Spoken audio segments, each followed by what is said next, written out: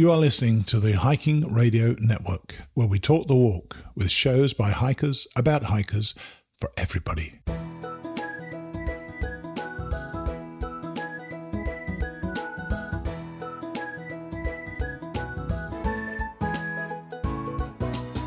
Mighty Blue on the Appalachian Trail, the ultimate midlife crisis. Join Steve and his guests every week as he staggers from Georgia to Maine.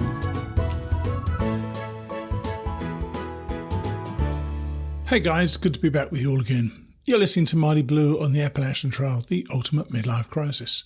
I'm your host, Mighty Blue, or Steve Adams, and we speak with hikers, normally 80 hikers, though this week's guest, Matthew Hengst, who goes by the awesome trail name of Masochist, has hiked so many trails in the past few years that it's almost impossible to keep up with him.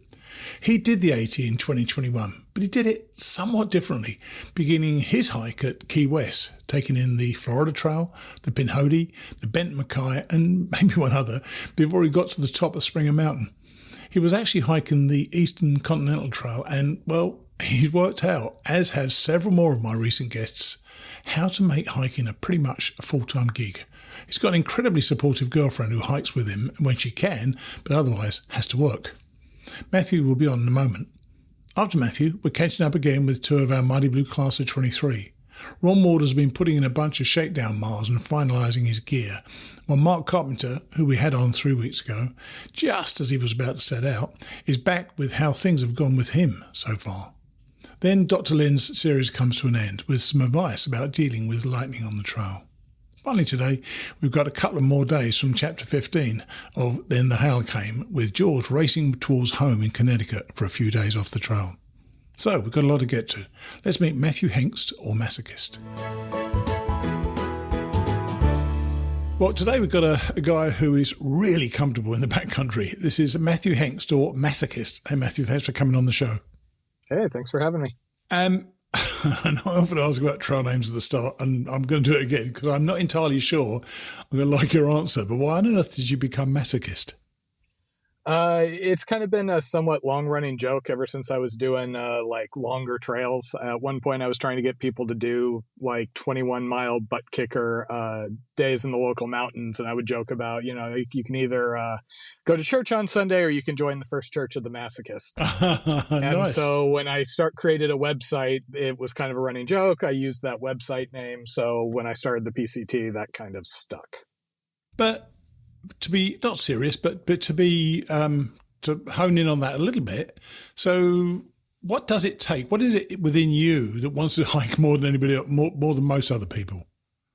I don't know. I mean, I enjoy the aspect of having a goal, doing something longer, and I mean, like when I did the ECT versus doing the AT. There was really an appeal to seeing parts of the trail that were less traveled and not as many people had done. Right. I really struggled last year getting through the Condor Trail, for example, which I think I'm the fifth person ever to have done that trail because it's really, really rough. And there's just a big appeal to that. But is it the solitude or is it the physical challenge, or is it both? Both. And it's just, I mean, it's cool to be able to look at a picture of the globe and say, I walked from here to here, under my own power. Yes, that's pretty impressive, actually. As you say, to look at the globe itself and say, well, yeah, I've walked that distance. I remember I've got this map in my, it used to be on the back of my fridge, and but now it's in my living room somewhere framed, and it's of the AT, and that seemed a heck of a long way to me, having lived in New York and moved to Florida. Walk into New York and then much beyond is just an amazing view to see how people go all over the country. And I said that you're comfortable in the backcountry. You've been teaching a volunteer wilderness class in the Sierras for 15 years. Can you tell us a little about what that entails, and does it lead to some sort of qualification, or is it just helpful to take such a class to improve your overall ability to survive and thrive in the backcountry? The wilderness class is run through Sierra Club. It's called Wilderness Travel Course. I've been an instructor since 2009, a long time now. And I run one of the groups. It doesn't provide any sort of a certification or anything like that. It is just trying to make people, safe, comfortable in the wilderness. And also, it tends to be a good kind of doorway into what's available in this area. I joke that when I came into it, I had done a little bit of hiking, but not much. And then that's what turned me on to, rock climbing. That's where I found out about the PCT. That's where I started doing technical mountaineering. And, look at me now. I'm, years down this road of quit my job and hike across the country multiple times. So. But if I was to attend one of your classes, what would I expect? The program itself is a 10-week course. So it's actually based in Orange County, Los Angeles, and some of the outings are in the local mountains. It's a ground up course. So it covers everything from, footwear, equipment, first aid, navigate. We go really heavily into navigation. I'm actually leaving immediately after this for Joshua Tree, which is one of the 4 outings. Nice. And we get people outside. The second half, after we're done with Joshua Tree, pivots to snow-based. So we'll take them out to the local mountains snowshoeing, and then we end on a 3-day, 2 nights up at 9,000 feet in the Sierra Nevada. So we backpack in, beat out platforms, camp up there. And I assume there's tons of snow up there right now.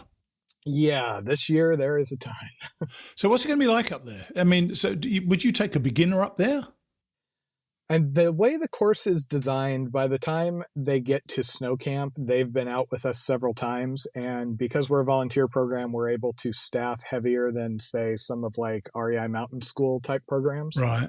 So that gives us more flexibility to kind of take people out at different skill levels. And we are aimed, we're trying to be all things to all people, which is always a challenge. Yes, I would think so. But we're not going to drag them 20 miles through the snow. We will take them out in storms and other things as long as it is safe. And I have a very strong staff of volunteers who, I've handpicked my group, right, who are people that have the skills to be able to do this and, enable these really cool outings. Yeah, and you're kind of imparting more skills, and you're giving, I guess, that support when they're out there. I would think it'd be a really interesting thing to do. So, how does one get involved? Is obviously, I presume there's a cost to the course, is there? There is a cost to the course. It just covers things like the classroom and the bus trips and things like that. It's around $400. It runs in Orange County, Long Beach, West LA, and San Gabriel. And if you just Google Sierra Club Wilderness Travel Course, right, you'll hit our webpage. I might put a link in the show notes about that. Actually, you want to be careful what you wish for. We're doing that sort of thing. You might get more people you actually could take out there. When we spoke before, you told me that you basically were a mountain climber most of the time until about 2018, 2019. Were you a 14,000 footer, or were you one of these guys who picks those suicidal climbs and just gets on with it? I was failing at moderation even back then. Basically, pretty much any given weekend during the summer, I was going up. I was climbing anything and everything. I've done a lot of the 14ers. I'm also not as big a fan of them out here just because they're kind of more heavily traveled. Right. So I really like the more remote kind of lesser well-known Sierra Nevada sort of trips. And so I don't understand. I don't do climbing. I don't understand. I guess I can see the appeal. Is it climbing, attaching yourself to a rope and then pickaxe and banging things in, or is it just tough, steep half trails? I mean, it varies. At the upper end, yes. I've led Sierra Club groups up like Star King, which is actually, putting ropes up, bringing them up, rappelling off the side. A lot of the times it's just a long slog. While the picture that my grandmother will fixate on is the one where it looks like I'm right on the edge near death. There was a good 5 hours slogging to get up to that one point where we had to pay attention. And a lot of the classes I teach and the skills that kind of go into leading those more advanced trips, it's all about, controlling that risk where it's an adventure, but, it's not like you are just a hair's breadth from, pitching off the side of the mountain. But even then, Matthew, I don't want to flog a dead horse here, but I'm fascinated by it, to be honest with you.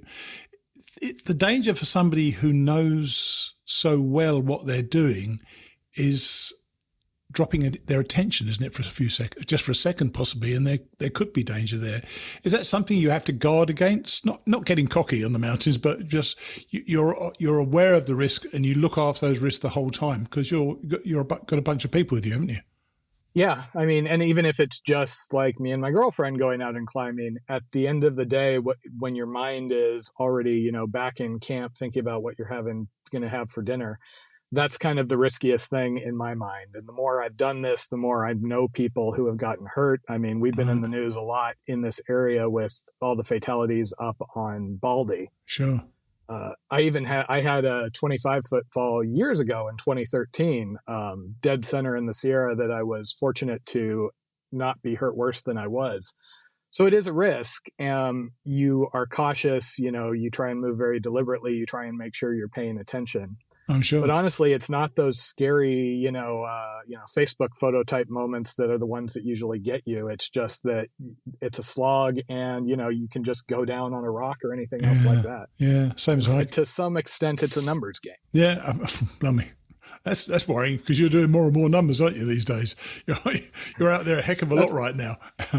That's how I explain when I'm teaching the wilderness class and we're talking about like rescues or other situations like that. And Sure. I say, okay, now I'm going to have a lot of firsthand examples here, but just for context, here's how much I'm out. Here's how long I've been out. That's funny. I will hold my safety record up to pretty much anybody pretty happily. And I'm particularly jealous because you've twice done the JMT in 2013 and 2019. Was the JMT in 2013, was that your first foray into long distance hiking? Or I know you hiked around, but have you done a 100-mile or 200-mile hike before the JMT? No, that was the first really long one. I was mostly doing peaks at the time, mostly because I worked in IT and I couldn't get 2 weeks off to go and do it. Right. Hence why both times I did it in 10 or 11 days. Wow. So I saw it as my one opportunity to go out, do it. And I pushed really, really hard. That first one was pretty miserable because I was pushing 25-mile days sustained. And unlike the PCT or the AT where you have time to adjust, you're out for 10 days. There is no adjustment. You're hurting more, and you survive it. Oh, geez. But you went again in 2019, and you seem to get the bug, because I've got my notes here, but I'm not quite sure what I'm writing. You actually quit your job around that time. You didn't. I think you hiked in 2019, intended to go back to work, but then you quit your job. So, what was the thought process behind that? Well, I'd been in IT for about 20 years, and I had the latest in a series of companies where there was some misbehavior by some higher ups, and it was basically going down underneath me. I had a job for the moment. Long-term prospects weren't great. And my girlfriend basically pushed me to say, well, how about you just take the summer off? We'll survive on, one income, and then you can go back at the end of the summer. So we took the plans we already had, because I had, 10 or so trips I was leading for the wilderness class. And then we took the rest of the time and we filled it with whatever we could.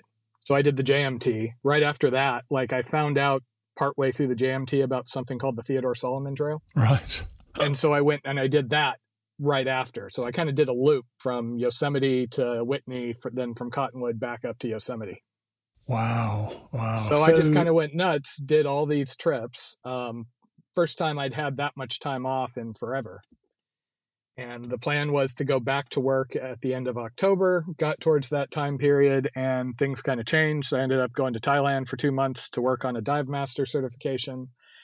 And coming back from that, we kind of decided to go big and change over our life, because if everything's already disrupted, why not go do the PCT, which had kind of been looming large to me for the last 10 years or so. But of course, a lot of this relies upon having a partner who's supportive of your lifestyle in many ways. You've got to give that consideration. You used one of the best expressions I've ever heard last time when I said, well, do you remember what you said about her? Distressingly supportive? Classic line. Yeah. So what does that look like to you? You say, I want to go hiking. You should say, fine, and I'll come and join you when I can, and I'm working, but I can't join you now. How does that work out? Yeah, I mean, when we first started talking about the PCT and, doing this, she was really for it. And then she got a serious look on her face. And I'm like, uh-oh, here it comes. She's like, would you be too upset? And I'm like wincing, waiting. If you started solo, that way I don't have to take any time off work, and I'll just join you for my summer, and then you can finish it.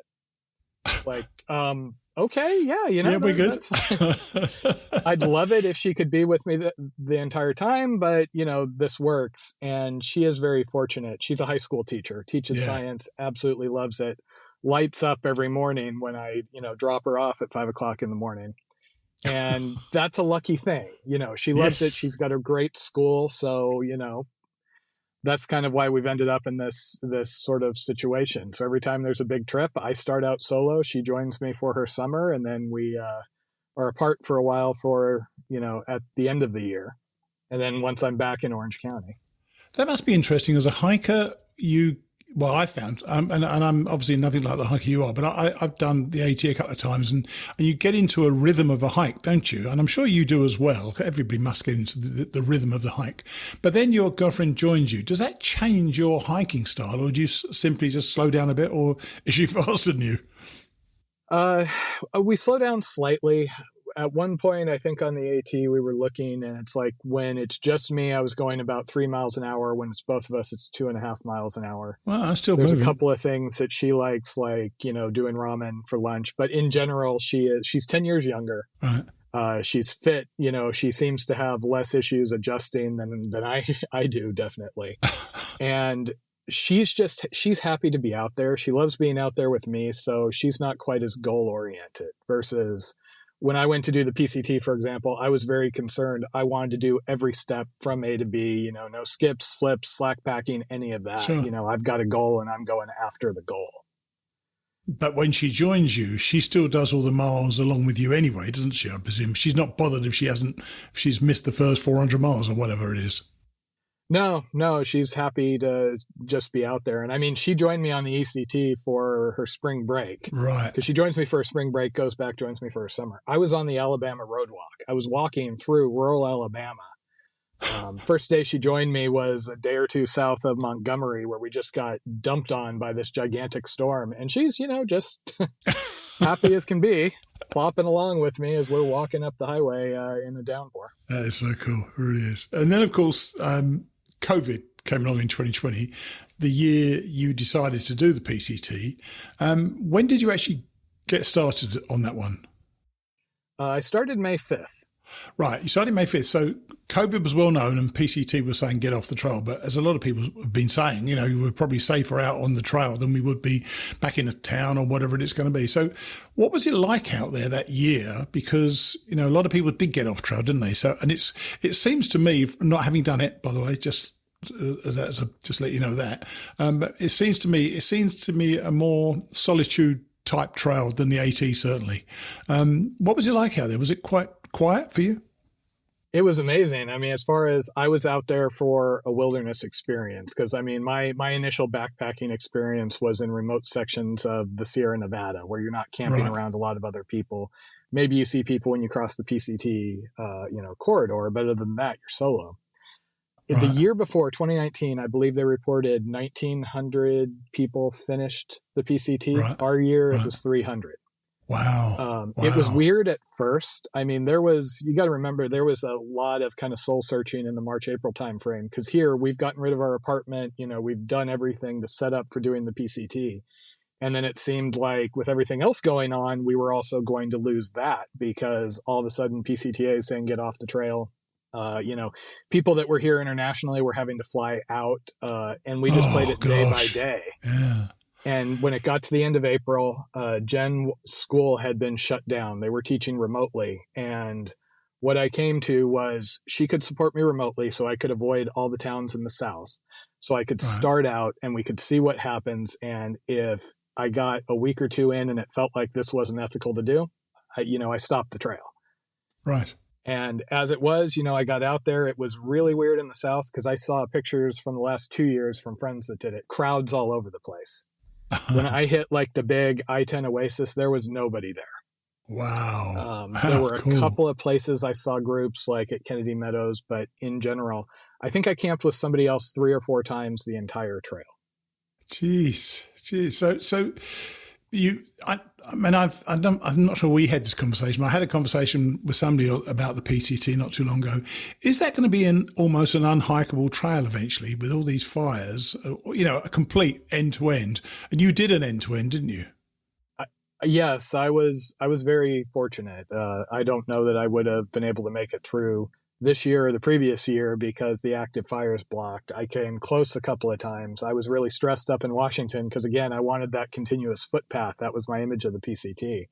And it seemed like there were fires popping up ahead, behind, everything. Plus side is when enough of it burns, there's not going to be enough vegetation for them to have to like close anything. But I think the biggest... It looks grim though, doesn't it? It looks grim. Some of it looks really grim. In some places. I mean, the burn areas, you got to remember, a year or two later, you have enough poodle dog and another scrub coming up where you've still got grain. It's not just like a complete blasted hellscape, but it is depressing. I remember being in Oregon, just wishing to be out of the burn areas, talking to the people coming the other way and saying, okay, how many miles are left that are burn area up ahead or not? Jeez. So having had a few adventures in those previous couple of years, in 2022, or in fact, late 21, I think you decided to step it up a bit, and you've already mentioned you hiked the Eastern Continental Trail. I know a number of people who listen to the show know about this. First, because you've done most of your hiking in the West, why did you want to head east? Well, the thing was, once I got close to finishing the PCT, once I'm up in Washington and I realized I'm actually going to do this, I kind of needed another goal. I'd wanted to do it for 10 years. So all of a sudden it's like, well, the PCT's done. So Triple Crown was the thing that I latched onto. I never thought I was going to do it because I didn't really have a lot of appeal from what I knew of the AT. I knew the crowds, things like that. Sure. And that didn't really sound like my thing. Don't really like the shelters, stuff like that. And then once I wanted to do the Triple Crown, though, I'm like, okay, AT second, finish up on the CDT, because the CDT was the other one that sounded just like epic, remote, et cetera, et cetera. Oh, yeah, yeah. And so I started looking at that, and then I kind of figured, oh, well, since the wilderness class is shut down, maybe I'll go do the Florida Trail first. And then I realized I could connect them. So it kind of went to, okay, if I'm going to go hike out east for the first time, I might as well, hit all of it. So it sounds like I've got this great picture of you at Key West, which is just a great starting picture, I suspect. So the Florida Trail, what do you think of, let's go through them bit by bit then. So you start with the Florida Trail, and you went in, started December, which, as I know, living in Florida, it's a great time, I guess, to be hiking, isn't it, really? Because the weather's pretty great for hiking. You are, but I actually started 200 miles south of the Florida Trail. The Florida Trail starts at Big Cypress. I went all the way down to the Keys, which is the start of the Eastern Continental Trail. Sorry, that's right. Yes. Yeah. So what was that? What was it like hiking through the Keys? Because it's basically a road, isn't it? Yeah, it is basically just walking up the side of the one. The first day, it was all exciting walking out of Key West, but it was really the ever-present hum of traffic really got to me because I couldn't listen to my audiobooks or anything like that. Yeah. And the stealth camping. Now, this was during kind of the second round when COVID got so bad, so a lot of things were shut down. Right. Hotels and everything are expensive at the best of times down there. And here I'm out there around New Year's because I wanted to start 3 months to the day after finishing the PCT. I latched onto that. So, of course, I'm out there at the end of December, which was not the smartest move. And if you can't get a hotel, I paid $300 one night for a really bad hotel because there were no other options. Oh, my gosh. The rest of the time, the campground's booked up way too far ahead. So you have to find a bush, that looks like, okay, nobody will see me in there. Dive inside. Hope that it's not flooded out, that it doesn't have an aggressive homeless guy, like happened once. Another time, I found a place, and it had a sign that said, venomous snakes do not enter. I'm like, yeah, okay, I think I'm going to back off on that one. So that was kind of the worst. Even when I thought I found like this lot where I was, protected and everything, I woke up at 11 o'clock at night with a light hitting my tent. And it's like, it's that sinking feeling where you think you're going to get rousted. God. And they backed off and left me alone. But that was the hardest part for me. I can walk the roads. I'm looking at doing the American Discovery Trail. So I obviously don't mind the occasional road walk, but I like having some place where I can enjoy the time in my tent at the end of the day. And that was the hardest thing. The weather, though, was great. Yeah. But what about the trail itself? The appeal of going through sort of boggy marsh and things like that just doesn't work for me at all. So how did you find that one?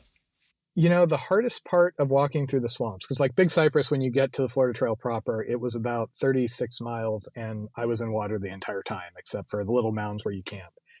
when you first step into it and the water floods your shoes, that's the hardest part. 2 minutes later, you're just kind of slogging along and your feet are wet through it. And you just manage. I mean, it's like anything else. How do you deal with mosquitoes? How do you deal with rain, hot weather, cold weather? But it was also really, really unique. I mean, the Florida Trail, I list it as my favorite thru-hike of the ones I've done, just because it's so different down there. Going through all the oak hammocks, everything else. I mean, Big Cypress itself, if you have the opportunity to backpack just that, absolutely do it. I mean, yes, your feet will be wet, but you're in this trail that has, up to like mid-calf, and it's blazed because the FTA does an amazing job maintaining this trail despite the fact it's Florida. There's a giant hurricane. They just kind of like shrug, get back out there and cut a corridor through there. I got to tell you, man, you're not selling it to me at all. I think I'm too old for that. So you did the Florida Trail. You link up to the AT through what, Pinhoti? Or I'm trying to think where. Well, so you finish the Florida Trail out in the Panhandle. At that point, there's 200 miles on something called the Alabama Road Walk, which is exactly what it sounds like, walking through rural Alabama, occasionally getting attacked by pit bulls. At one point, this lady pulls up next to me and she's like, hey, you're doing the AT, right? I'm like, well, kind of, but okay, close enough. She's like, here, you should take my extra gun. There's some aggressive dogs up ahead. It's like, yeah, thanks. I'm good. I'm good. But yeah, the dogs were rough through there, and it's not on trail basically you're on roads through all of that. Stealth camping or staying in hotels and towns. Right. So you get through the Alabama Roadwalk, and that takes you to where? Then you get to the Pinhoti. So that's the southern terminus of the Pinhoti at Flag Mountain, at which point it was a relief because now I'm on trail after, 1,500 miles or whatever it was of mixed road walk and trails in Florida. Yeah. And so when did you hit the AT then? The AT, I left Springer April 25th. Oh, right. Now that's interesting. You're moving quite fast by now, I presume, because you've done all these miles and you're fit and so on. So you must catch and pass the bubble a lot of people all the time. Did you enjoy any of that? Because you probably, unless you were camping at night somewhere near people, then you probably had a lot of interaction with people unless you were camping away from the shelters. Is that what you did? Yeah, I camped away from the shelters except where I absolutely had to, places like the Smokies. I really like chatting with people. I like meeting with people. I would go to the shelters and talk, but I like camping solo. I enjoy being in my tent, just feeling like I'm out alone, not like I'm jammed in like a hot dog. Right. I did run into a lot of people. I tended to start a little bit later because I was making videos in the morning. So people would pass me from the last shelter.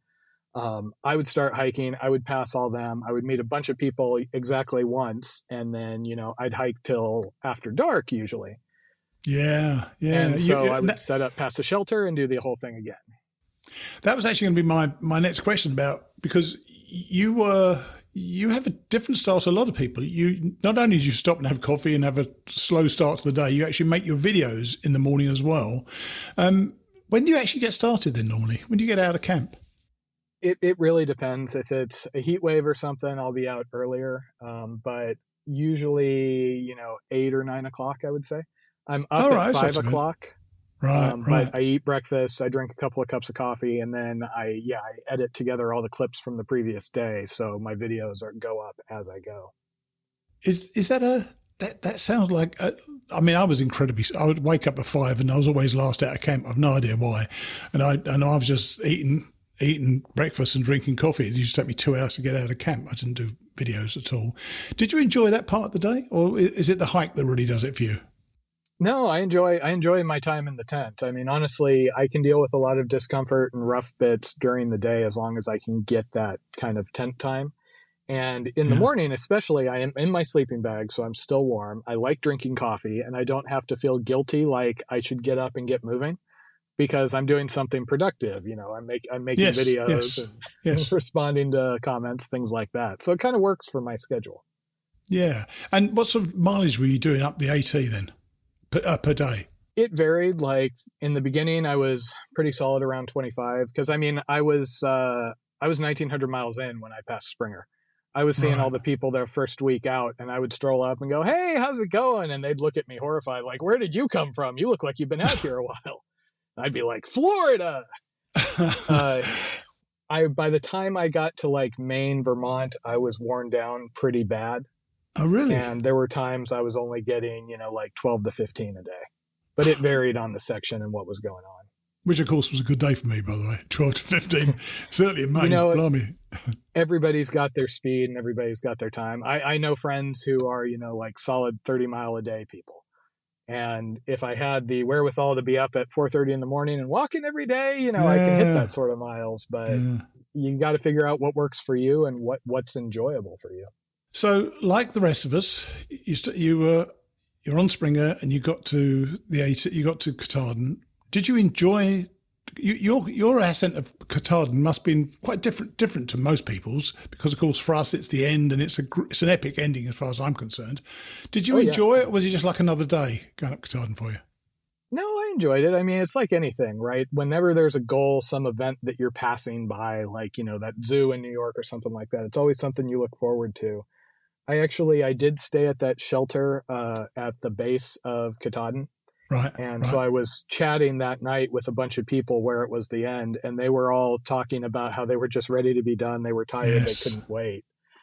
I think that it's different when you know that you're ending, because when I knew I was getting close to the end, I was worn down. When I was getting close to Katahdin, I was excited because I was going to complete the AT. So even if I didn't make it any further, I had the Triple Crown thing.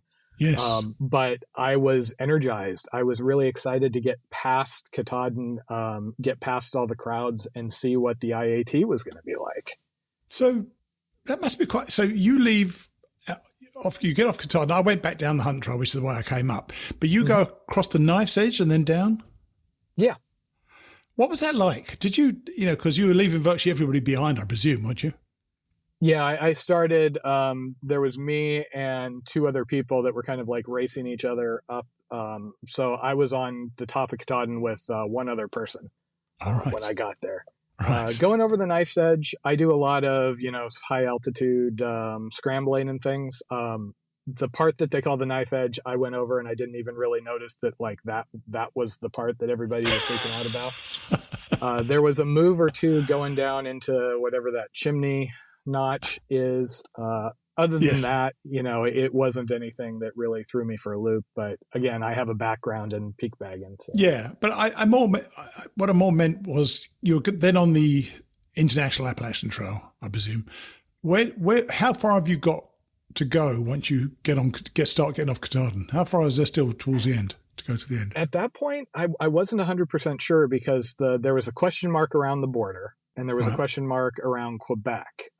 So for a long time, it wasn't like on the PCT where I knew once I got up to the border, that was it. I knew that it could end a lot sooner. Right. The border had opened by then, so I knew that I should be able to get across. Sure, but that was pending being able to get a test. So, yeah, I knew I probably had 800 miles or so to go, but I wasn't 100% sure. And where is the finish of the ECT then? Well, that gets a little complicated, because the ECT is this kind of nebulously defined thing. And most people are aware that there's something called the International AT, but they don't realize that the IAT gets discontinuous.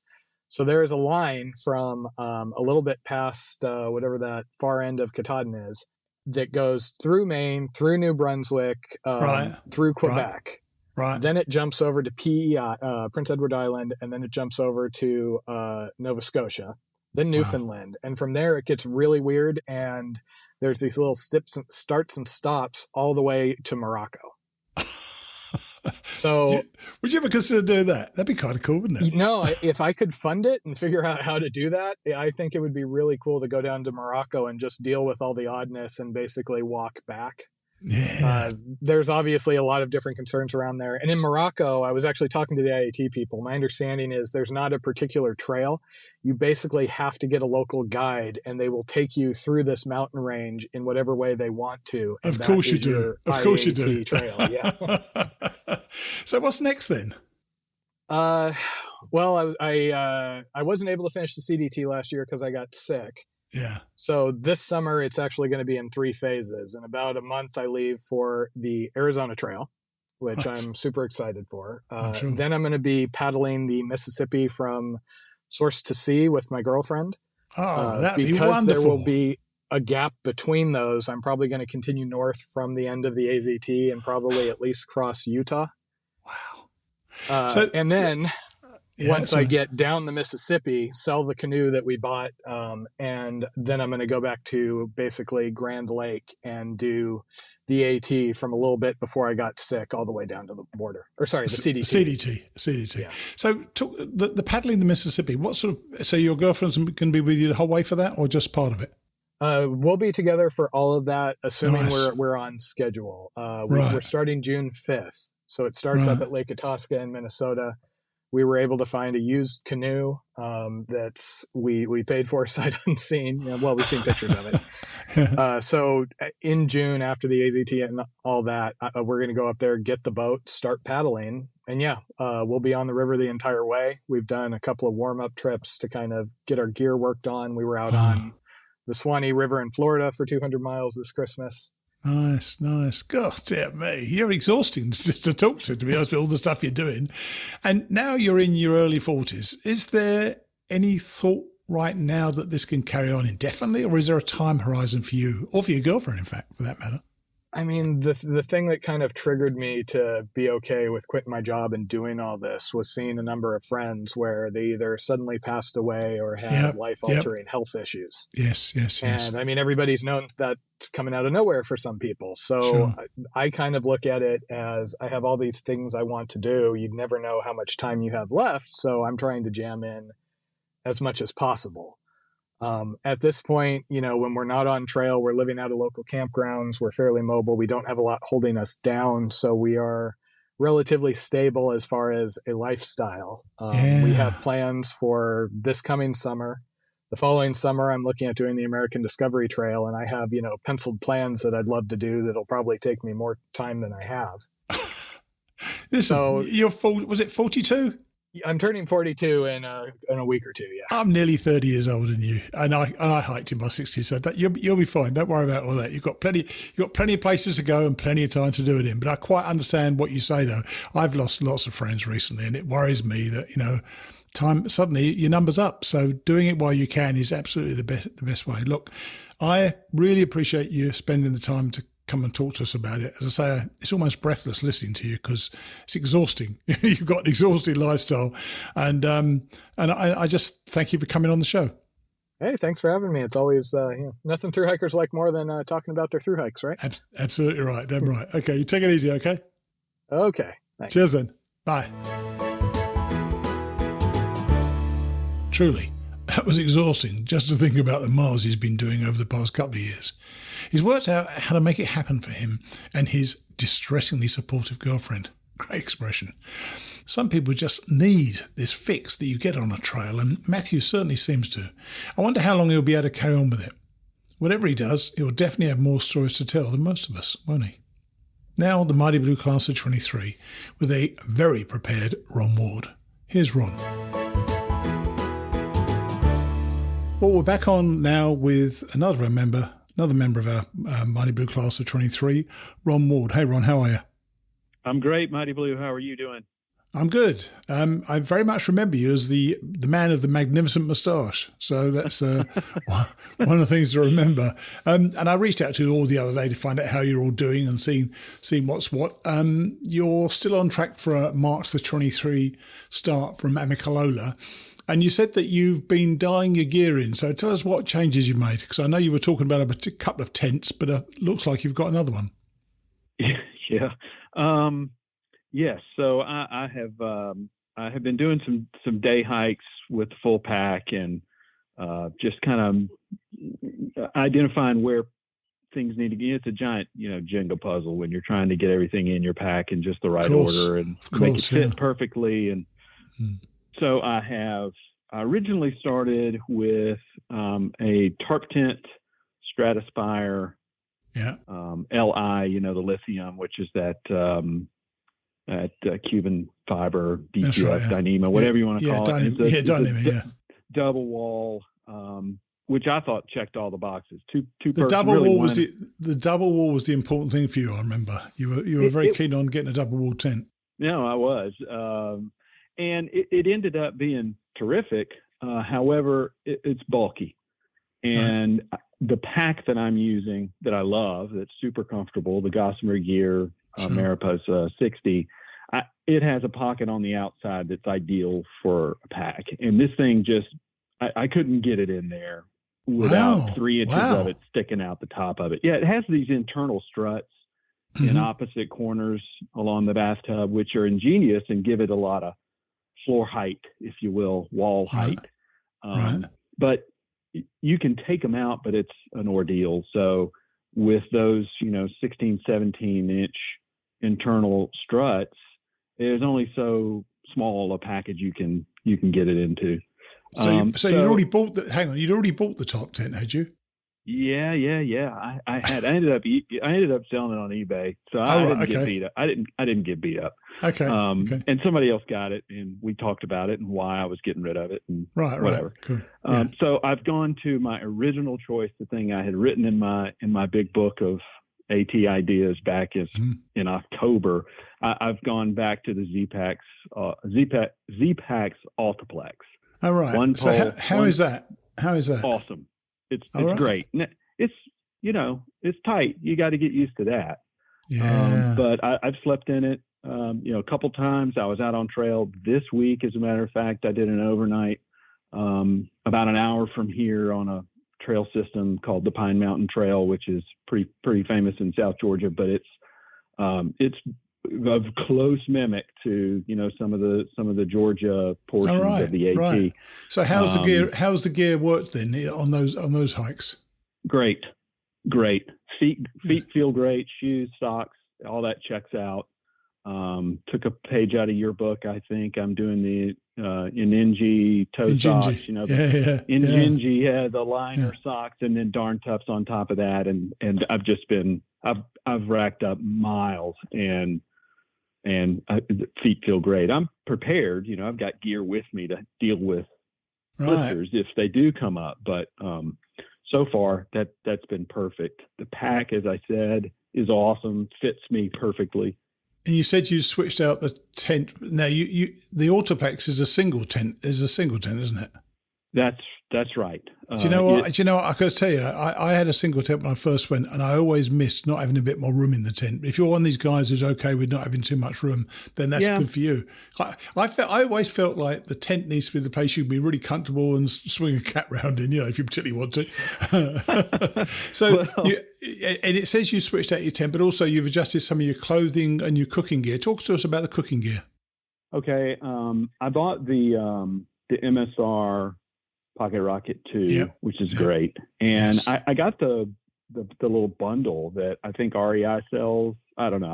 I bought stuff from so many suppliers. It may have come straight from MSR, but I think it was REI. And they gave me with it comes the, 750 or 800 milliliter cup.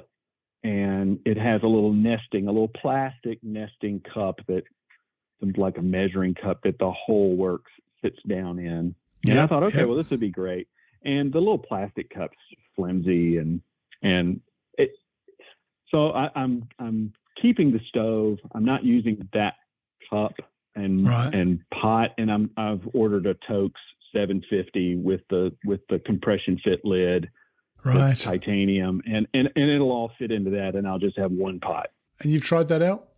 I borrowed from my other camp gear. I've got a Snow Peak that has a handle, has like a fixed handle on it. And it's like a double wall insulated titanium.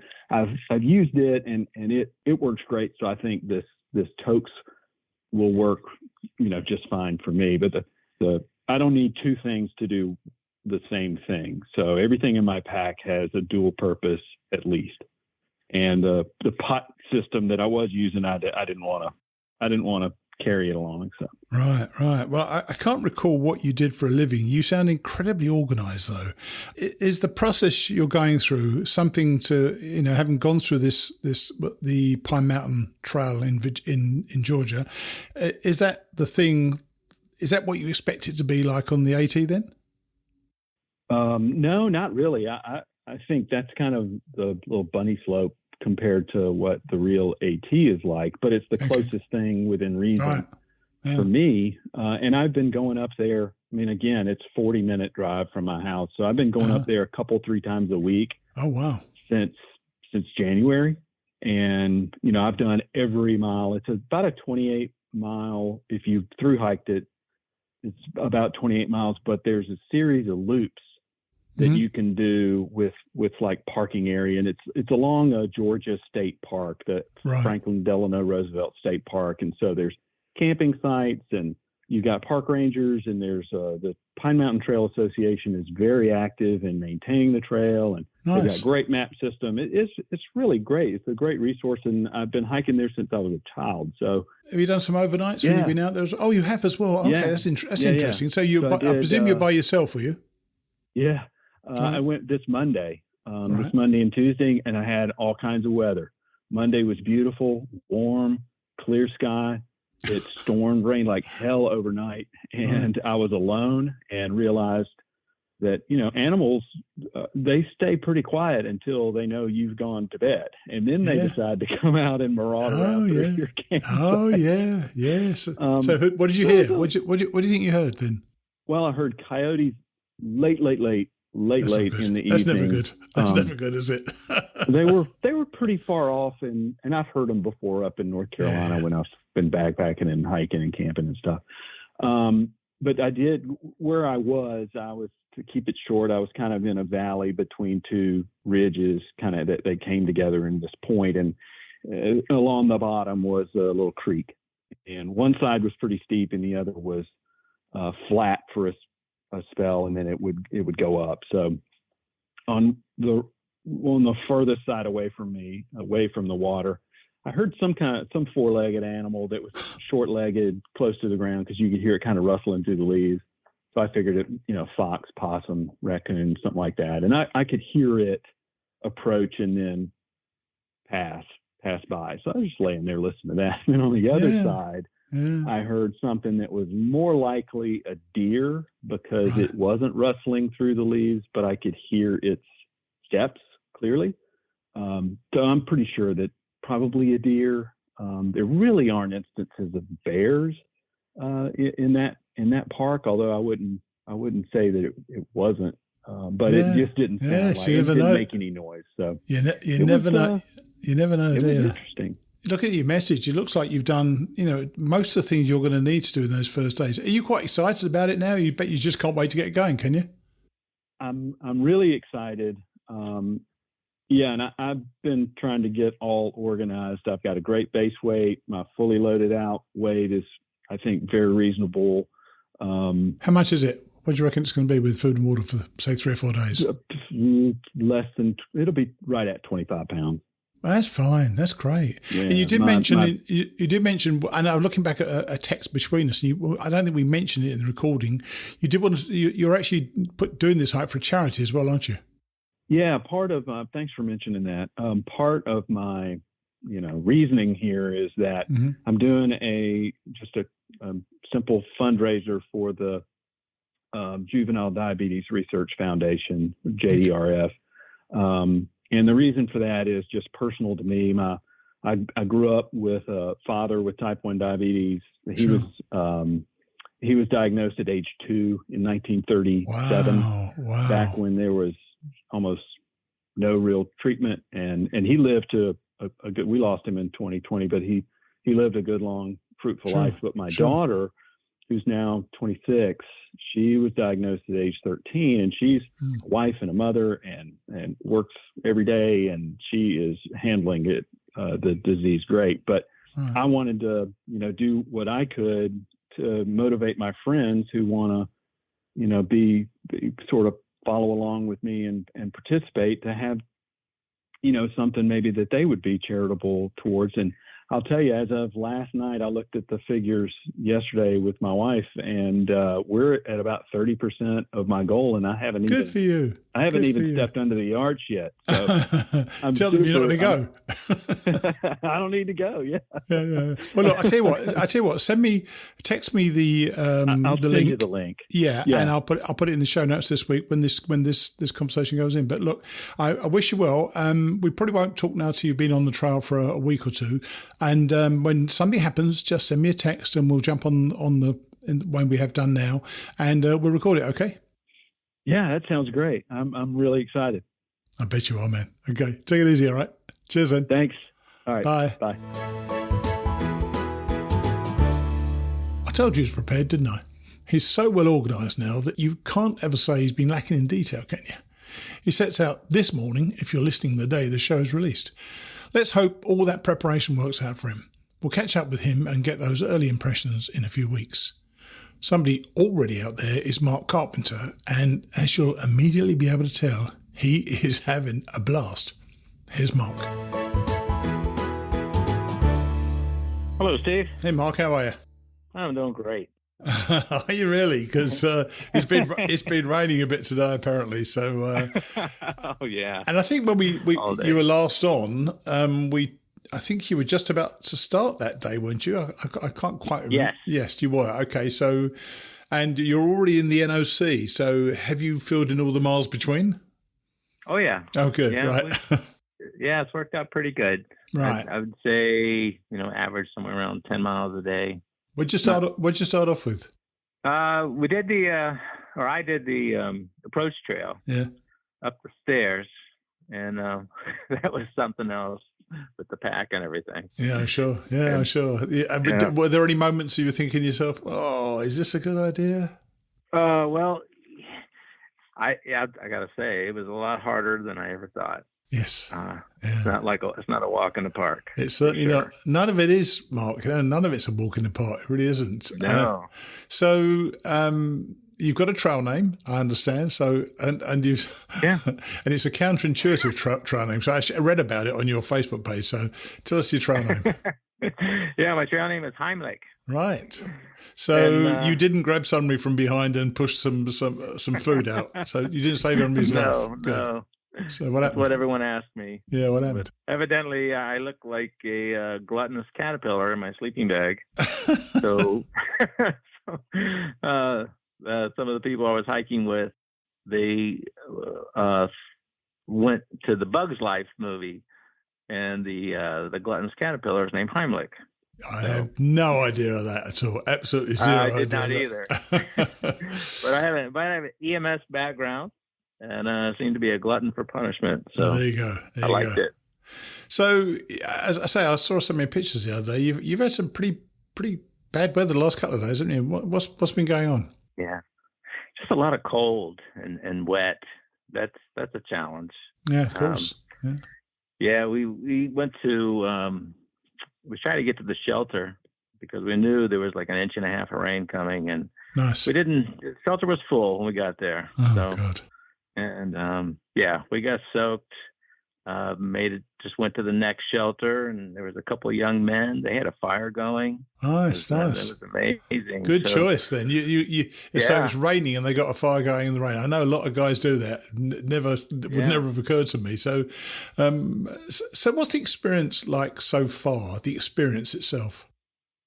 Oh, I'm loving it. Oh, yeah? I'm just absolutely loving it. I mean, I got to say, I don't like the cold at night, and when it gets below freezing. Been in the shelter a few times like that, and it's sure. It's like a wind tunnel. I don't like it. Like it, but so is your gear working out? Because in your notes you sent me that you've upgraded to a lighter raincoat and you've added a fleece hoodie, and that's a really good thing to have as well, by the way. Is your sleeping gear working out or not? Yeah, for the most part, it's a 15-degree bag. Right. Okay. That's not too bad. Yeah. I've been able to keep it dry. Right. And it's just that one time when we had the inch and a half of rain, it got a little bit wet on the outside, and then sleeping in that shelter the next night, and the wind was blowing in, and my feet got a little bit of cold, but it was tolerable. Did you start adding clothes during the night? I did that several times until I'd virtually run out of clothes to put on. No, I just stuffed my other clothes in the bag with me, even my puffy when I'm not wearing it. Oh, dear. Most of the time I'm wearing the puffy at night. Yeah, and it says I'm looking at this other. You found a dry bag in a hiker box. What's significant about that? Yeah. Well, I was using some gallon bags with the Ziploc. Yeah, sure. And I guess I overloaded it and kind of torn those bags. Nice. And so I was fortunate enough to come across this gear bag, and it's keeping everything dry. Trail provides, man. The trail bag as well. The trail provides. Yeah. And have you? It does. And you've obviously met a bunch of people. How are you getting on with the guys you're meeting out there?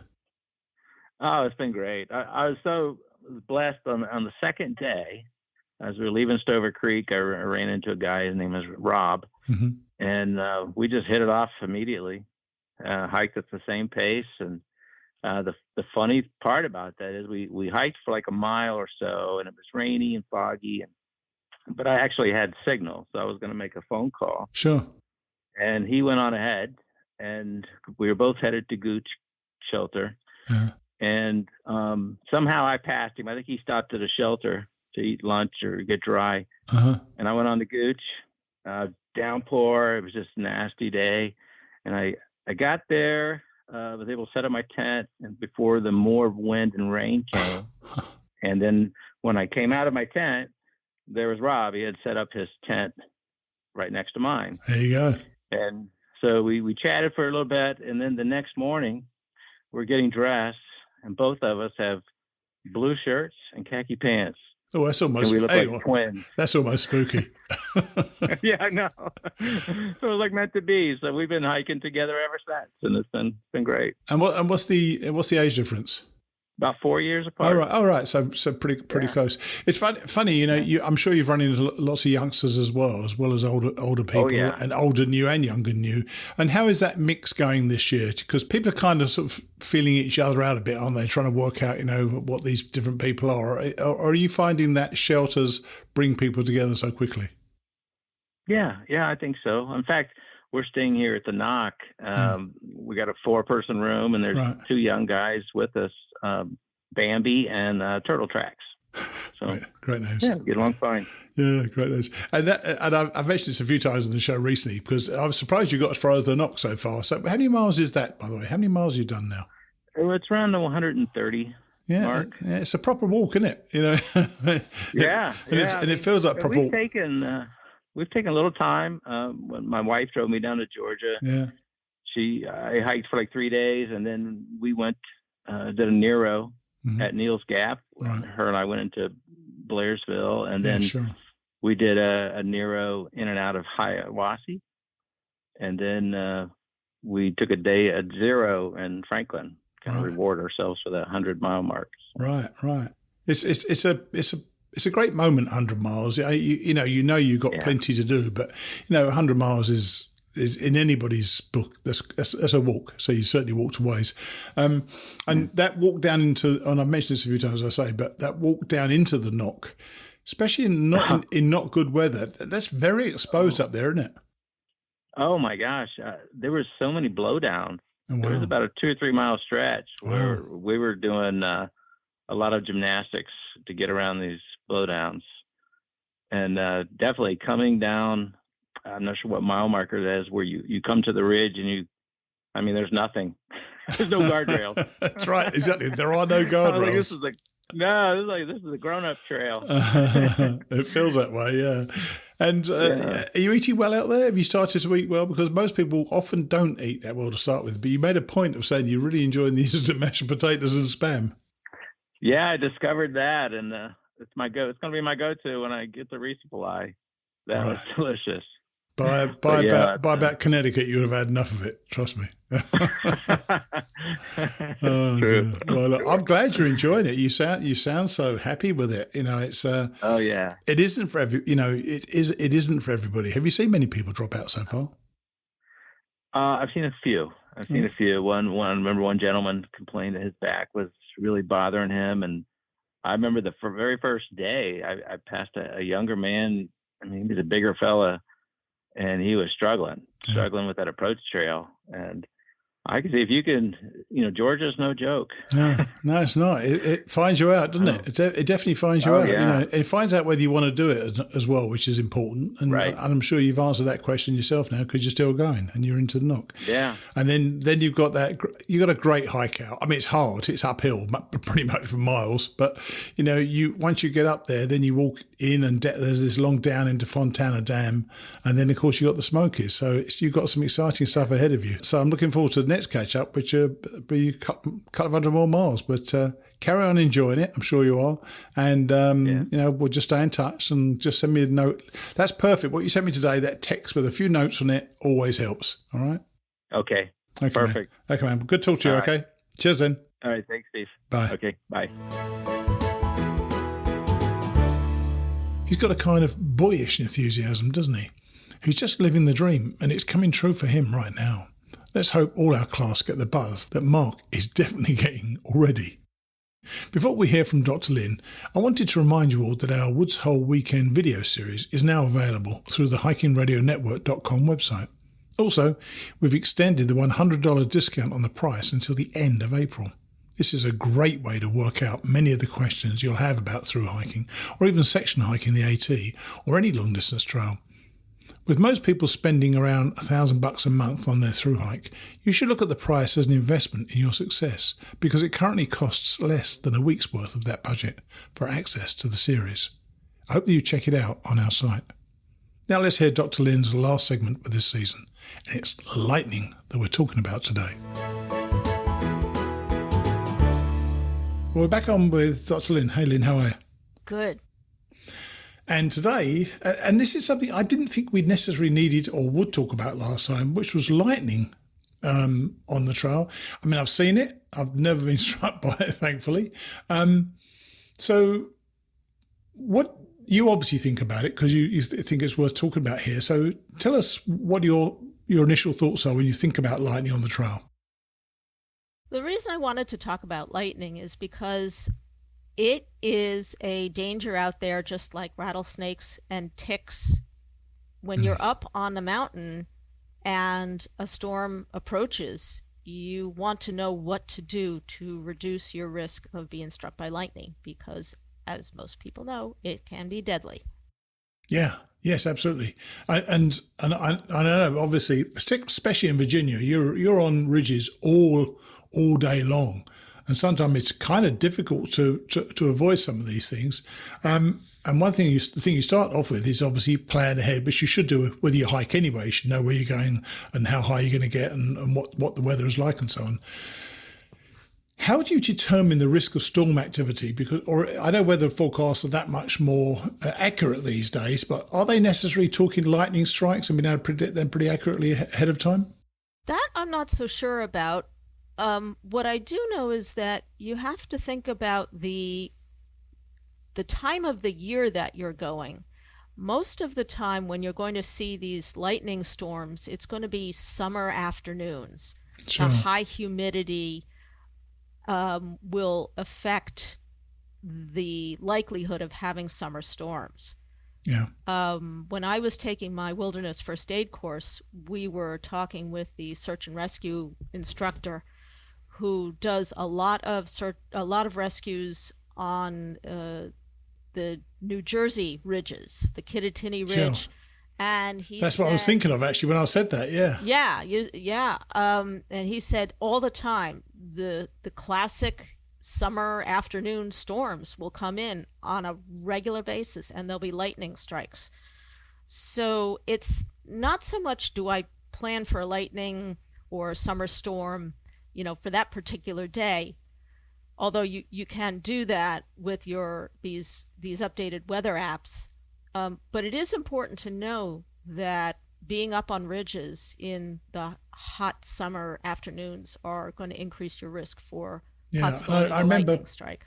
And I remember being up there a couple of times, funny enough, yeah. And you've got a couple of adages, which I think is quite nice. Up by noon and down by 2. That didn't always work out for me. And another one was when the thunder roars, go indoors. And I know you could be on the trail, you hear thunder in the distance, and seconds later it's right on you, isn't it? So it can move incredibly fast. When you're hiking, and there's the possibility of thunder in the area, do you tend not to go up and tend to just wait it out? Because you're limited in your time when you're out there hiking, so you want to hike as much as possible, I guess, don't you? Yeah. How do you manage it? I actually don't hike a whole lot on the hot summer afternoons. I'm at this point I'm a shoulder season hiker, May, June, September, October. So I usually don't have that issue. I'm more of Okay. I have more of a problem because the humidity just saps my energy, and I can't really hike well in the hot summer heat, so I usually go kayaking instead. All right. So if people get off the ridge and they would you say go to a shelter? Was that be a good idea because you're in wood, and Actually, it can strike anywhere, can't it? It can strike anywhere, but going into a three-sided shelter is not going to be very helpful. You need to actually have a full four-sided enclosure in order to reduce your risk of being struck by lightning. Wow. Well, Yeah. that's not helpful, is it? Because that's not going to be the case, is it? Nearly all of them are three-sided shelters, Right. And Right. and Yeah. and you obviously it strikes on mountaintops. We know that, and you've said here tall trees in open areas and bushes in the flat desert. It's kind of tough to avoid tall trees in open areas on the AT. So how do you manage? If you are up there, or if one is up there, how would one plan about that? I know I've got to tell you, all I did was just walk straight through it, and it got rained and thundered and lightning all around me, and Yeah. I didn't die, so happy days. But Yeah. had I needed to be more worried about it than I was, how would you practically take evasive action?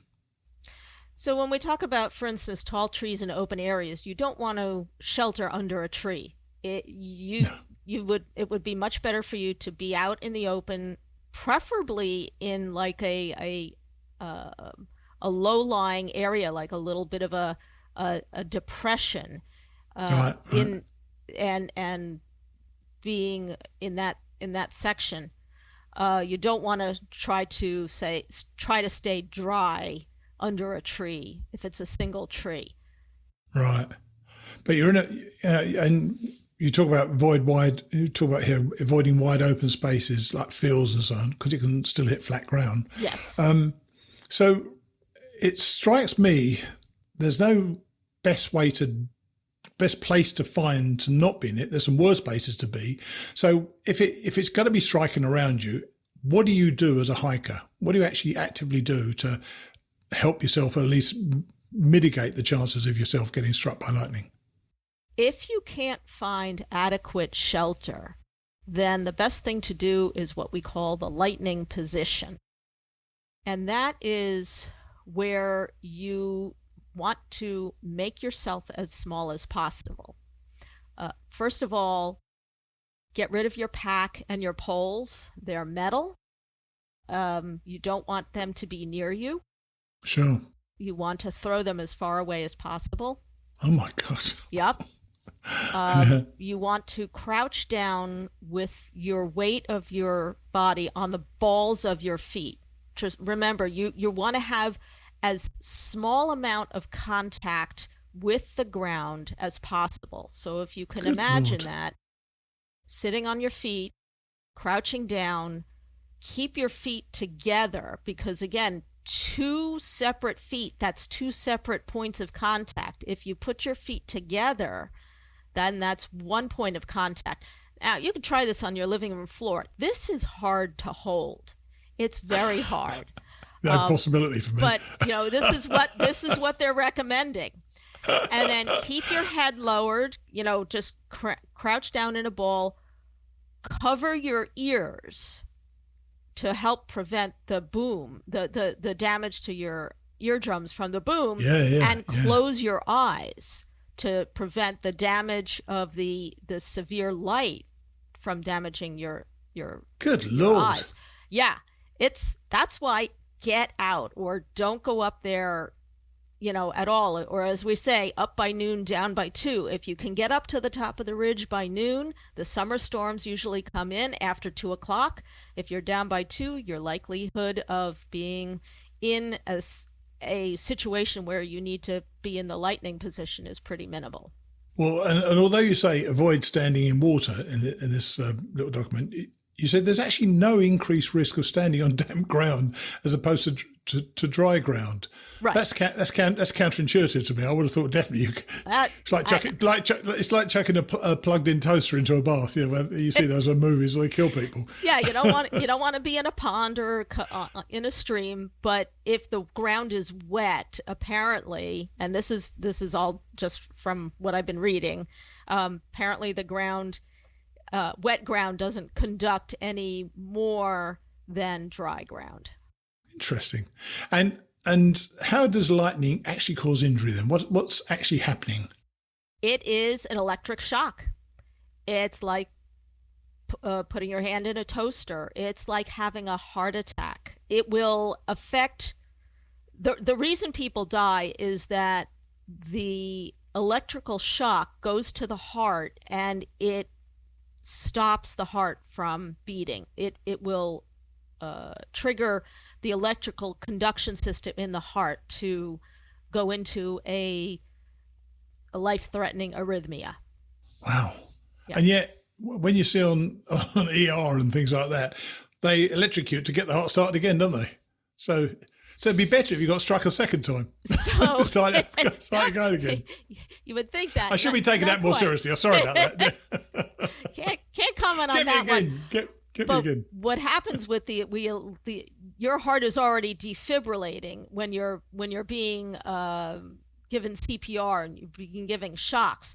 So yes, you're doing a second shock to try to restart the heart in a normal rhythm. I would say to people, by the way, you know, I know it's out there, and I've been caught in storms several times, and I've been in lightning strike, around lightning strikes and so on. I've never been injured. I'm sure there'll be listeners out there who have been injured, but it's a relatively rare phenomenon where people actually get struck by lightning on the trail from far as up. It's counterintuitive to me to believe it happens that often. Do you know anybody who's ever been struck? I do not. And I don't even have any statistics as to how many people are struck on the Appalachian Trail. I know people have talked about near strikes or felt like they had their hair tingling or that it was, so close to them that they could feel the electrical current in the air, but they've never actually been struck. And certainly the sound of it when it strikes right outside your tent is fearsome. That happened to me, certainly, and I didn't like it at all. That was frightening. You've actually ended the piece with you said there's a really great explanation on the NOAA. What's that? NOAA. National Oceanic and Atmospheric Administration. On their website. I think. Yeah. I'm going to put that link you've got. You said that they explain it really, really well, and the visuals are really, really good as well. So I'll put that link up there as well. I mean, it's something I know we need to be aware of. By the way, if you are struck, what should you do and what could you do to mitigate the effects of it? If you're struck, that's a tough one. If you wake up from that, all right. I would think that if you can move around, you're damn lucky and you can probably pretty much go about your business.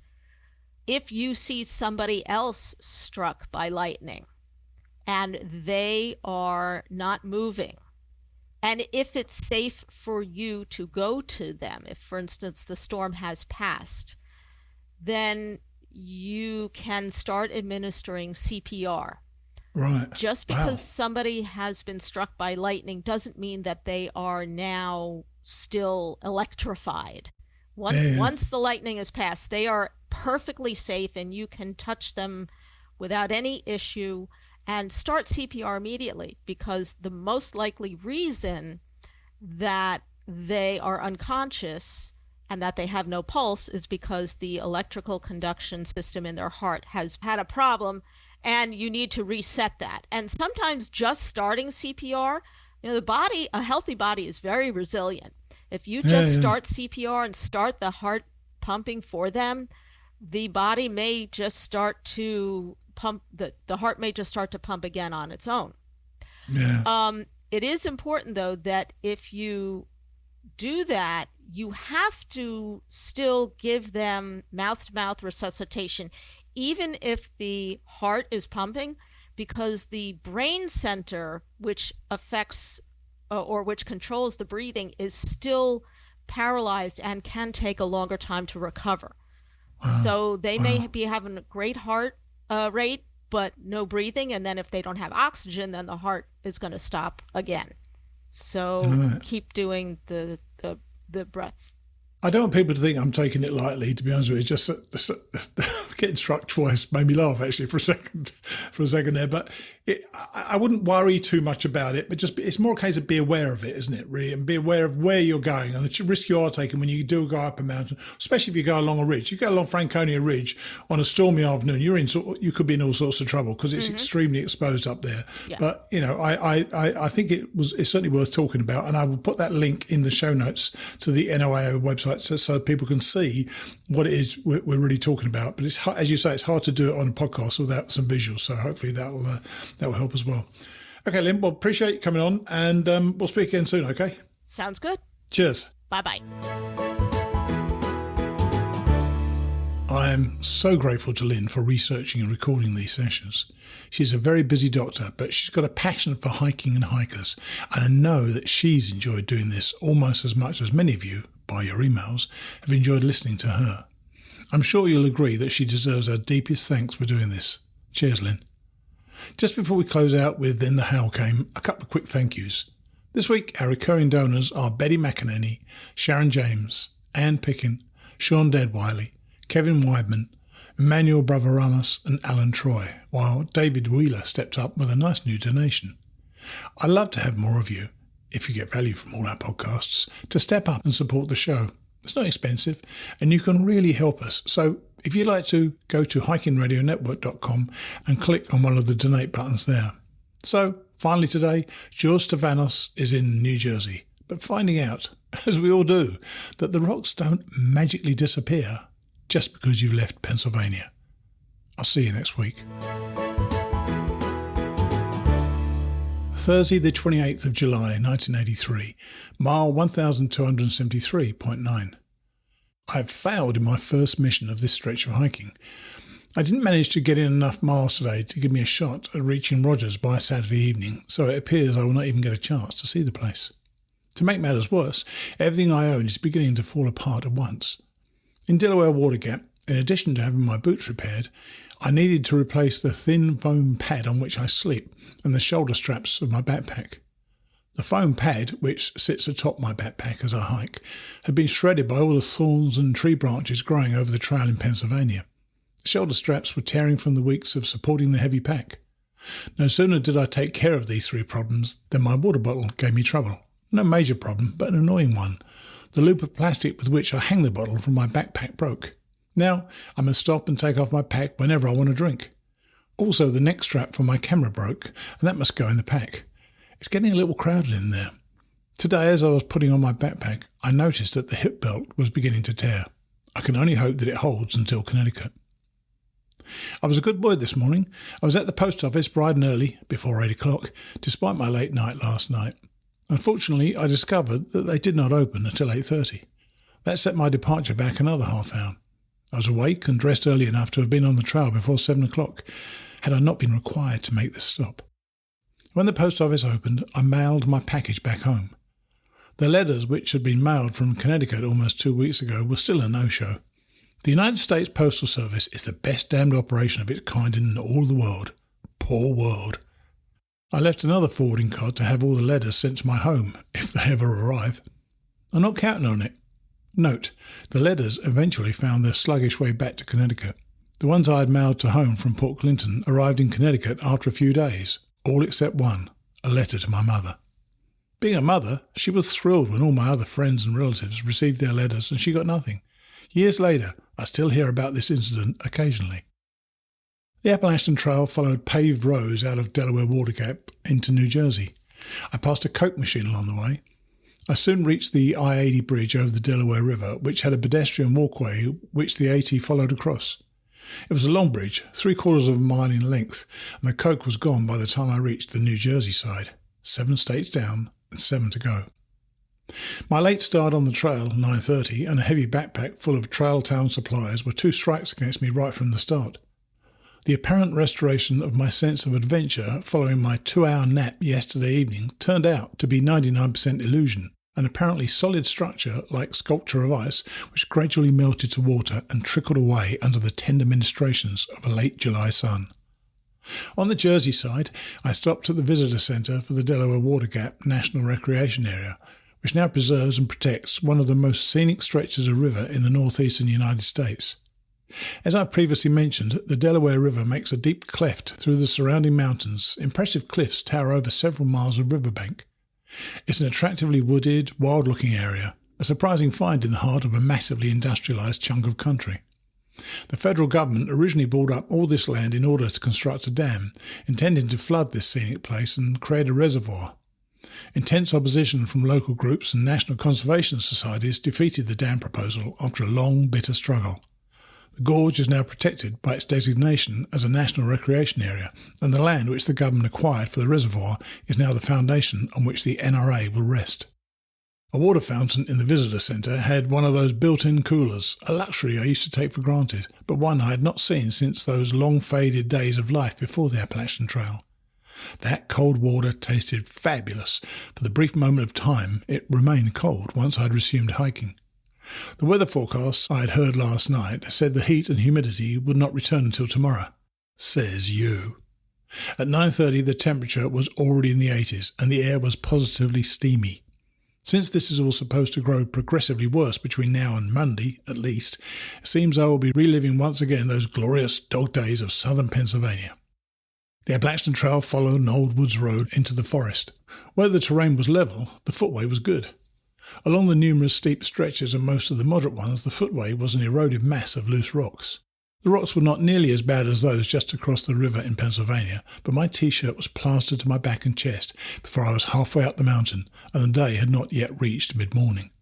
On a brighter note, the AT was relatively clear compared to all those overgrown portions on Blue Mountain.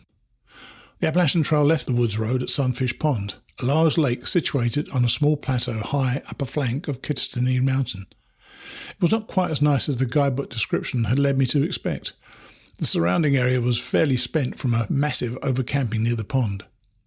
There were many barren patches with dirt packed like concrete and numerous lower limbs missing from trees, where countless idiots had obviously taken live wood to feed campfires. The vicinity is now closed to camping in an effort to allow the forest to recover, and if the effort succeeds, the large, secluded pond will no doubt become a place of beauty again someday. It may still have been an attractive sight on a nice blue sky day, but today the water appeared a drab grey-white, reflecting the sooty, whitewashed sky. There were frequent good viewpoints along the ridge crest, but I could not see for great distances through the steam. I did manage to get several decent pictures. This corner of New Jersey is surprisingly scenic. The northern half of New Jersey is one of the most heavily developed areas of the country, much like the portion of Connecticut I call home. I already knew that many lingering traces of a beauty far older than the smoke and grime and crumbling cities existed near my home, so I should not have been startled to find it here in a state so like my own. Yet I was surprised. Along the scenic ridge, crest walking was relatively easy, despite the rocks. A word about the rocks. Yes, they're still here. If you remember, I guessed as much when I was climbing down into Delaware Water Gap on Tuesday, when I realised that this ridge and Blue Mountain were in fact the same ridge, broken by the gap which the Delaware River had cut. When I opened the New York, New Jersey guidebook after picking up my mail drop, I noticed that the name of this mountain is Kittatinny Ridge. In the Pennsylvania guidebook, they mentioned that the old name for Blue Mountain was Kittatinny Mountain. Same mountain, same rocks, I deduced. Strangely enough, though, the rocks here are not nearly as bad as they were just across the river. Go figure. At 3:30, I reached the Catfish Fire Tower. It had taken me 6.5 hours to hike a little more than 12 miles up to that point, so I was not setting any new land speed records during the day's hike. The Philosopher's Guide said that rumour was that the fire tower had been torn down. If that was the case, I had one hell of a hallucination of sitting 60 feet above the treetops as a brisk wind quickly dried out my sweat-soaked shorts and T-shirt. Since I'm no longer drinking or doing any drugs, my guess is that it's still there. A half hour later, I came to Rattlesnake Spring. It was the first water on the Appalachian Trail since the Delaware Water Gap NRA Visitor Centre, a distance of more than 12 miles. That would have been no big deal in the cooler, drier weather in which I'd been hiking during the past few days, but today's heat and humidity were absolutely draining me. I'd become quite dehydrated while stretching 3 pints of water over that distance. I spent an hour here, chugging tang and stuffing my face with food. I'd not been able to eat anything earlier because eating would have increased my thirst. When I resumed my hike at 5 o'clock, I had 13 miles under my belt. That was okay for my first day out of a town, but it was nowhere near the mileage I needed to give me a shot at reaching Rogers by Saturday. Given a choice between taking 2 extra days to reach Connecticut, now so close, or skipping one of the more interesting and characteristic Appalachian Trail experiences, I guess I'll have to probably pass on visiting the cottage. I managed to tack an additional 7.5 miles onto today's hike by 9 o'clock, but that was it. I'm making a waterless camp tonight beside an old abandoned gravel road on a narrow stretch of grassy ridgecrest. I filled my canteen 3 miles ago at a spring on the Appalachian Trail crossing of a road called Flatbrookville Road, so I have enough water for drinking purposes. I do not have enough water for cooking, so tonight's dinner and tomorrow's breakfast will have to be makeshift. I hiked a bit more than 20 miles on my first day out of town, but I needed to do better to have a shot at visiting Rogers.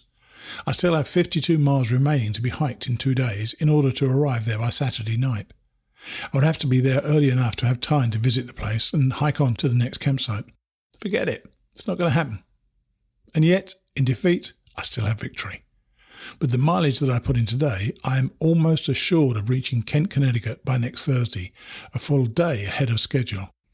I'm looking forward to spending a couple of days hanging out with my friends. I feel fairly content. It's a shame about Rogers, though.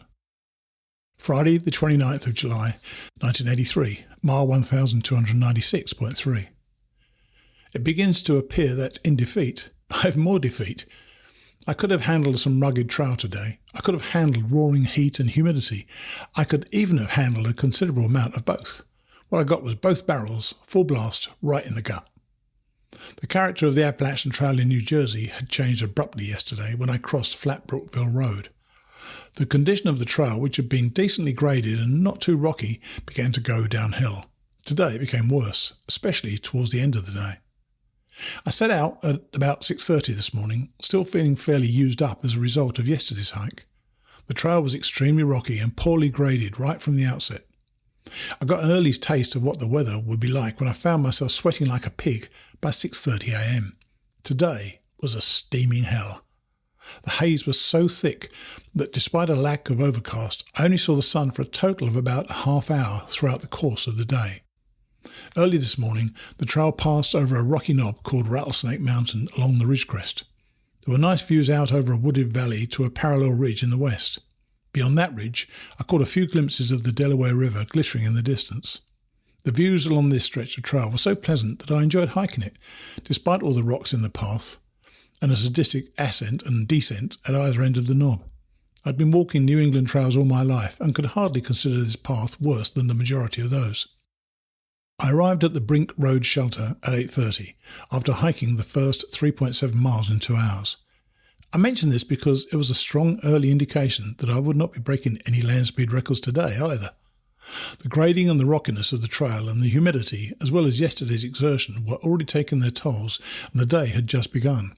The heat was not too bad yet. The shelter was small but in good condition. A couple of backpackers were just starting out on the trail when I arrived, 2 guys I had met at the hostel in Delaware Water Gap on Tuesday.